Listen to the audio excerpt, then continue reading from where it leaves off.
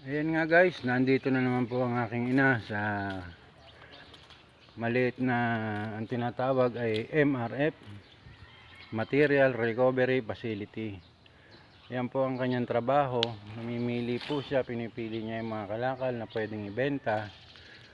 At yung hindi naman po na mabibili ay kanyang isinasako para dalhin sa karapat-dapat kung saan dalhin. Yan po ang kanyang trabaho. Yan po ang aking nanay. Kaya po ako nagsadya rito ngayon dahil nga po ihahatid ko sa kanya yung mga damit nga na ibinigay ng aking mga kapitbahay para meron siyang maisuot. Ayan po, isinabay ko na po sa aking pagtitinda para isang biyahe na lang.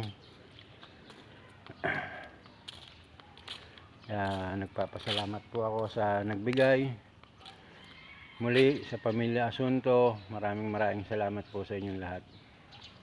Yan po ang hanap buhay ng aking nanay. Hanggang dito na lamang po at maraming salamat.